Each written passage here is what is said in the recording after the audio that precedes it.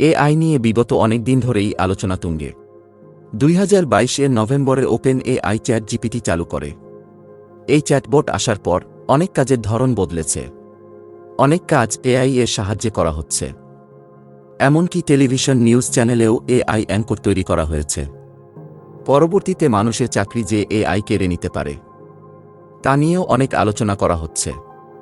যদিও বিশেষজ্ঞরা এমনকি সরকারও এআই নিয়ে চিন্তিত, কারণ কিছু কিছু ক্ষেত্রে ভবিষ্যতে এটির অপব্যবহারও হওয়ার আশঙ্কা রয়েছে।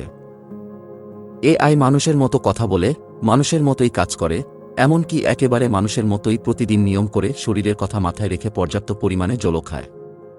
চ্যাটজিপিটি আপনার করা একটি প্রশ্নের উত্তর দেয় আর একবার করে জল খায়। শুনেই চমকে উঠলেন তো? ভাবছেন এমন আবার হয় নাকি? একটা কৃত্রিম বুদ্ধিমত্তা, সেও আবার জল খায়। এমনই একটি তথ্য উঠে এসেছে যা শুনলে আপনি চমকে উঠবেন। দিনে কত লিটার জল খায় চ্যাটজিপিটি?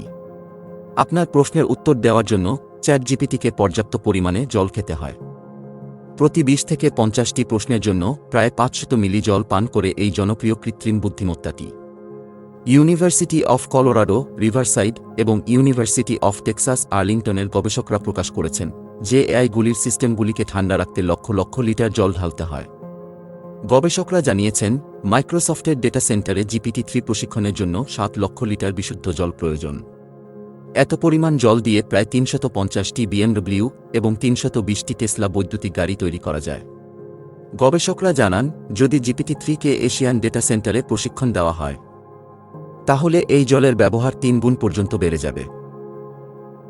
কেন এত পরিমাণ জল খাওয়ানো হয়?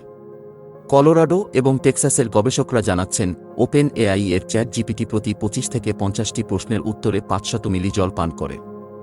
এই চ্যাটবটটির একটি লার্নিং মেশিন রয়েছে যার মধ্যে সমস্ত ডেটা সঞ্চিত থাকে, আর সেই ডেটার উপর ভিত্তি করেই চ্যাটজিপিটি আপনার প্রতিটি প্রশ্নের উত্তর দেয়, যেটিকে ডেটা সেন্টারও বলা হয়। এই ডেটা সেন্টার প্রতি সেকেন্ডে লক্ষ লক্ষ প্রশ্ন প্রসেস করে। সেজন্য ডাটা সেন্টারের তাপমাত্রা বেড়ে যায়। ডেটা সেন্টারের তাপমাত্রা কম থাকলে কোনো সমস্যা হয় না, কিন্তু যখনই গরম হয়ে যায় তখন আর চ্যাটজিপিটির কাছে কোনো প্রশ্ন এসে পৌঁছতে পারে না, ফলে সে উত্তরও দিতে পারে না। এজন্য কিছু সময় পরে পরেই ডেটা সেন্টারে জল দিয়ে ঠান্ডা করা হয়। শুধুই কি চ্যাটজিপিটি জল খায়? চ্যাটজিপিটি একমাত্র নয় যার পিছনে লক্ষ লক্ষ লিটার জল খরচ হয়। ডেটা সেন্টার ঠান্ডা রাখতে গুগলের বার্ডও প্রচুর জল খরচ করে। গুগলের গ্লোবাল ডেটা সেন্টারগুলি 2022 সালে 67,000 কোটি লিটার জল ব্যবহার করেছে। আরও এক তদন্তে দেখা গিয়েছে যে গুগল শুধুমাত্র 2021 সালে এই অঞ্চলের প্রায় 125 কোটি লিটার জল ব্যবহার করেছে। এক্ষেত্রে পরিবেশের উপর ক্ষতিকর প্রভাব নিয়ে প্রশ্ন তুলেছেন বিজ্ঞানীরা।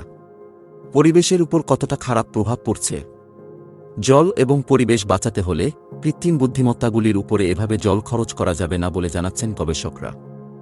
যে হারে গোটা বিশ্বে জলের সংকট দেখা দিচ্ছে, তাতে এই ধরনের কাজ ভয়াবহ দিন ডেকে আনবে।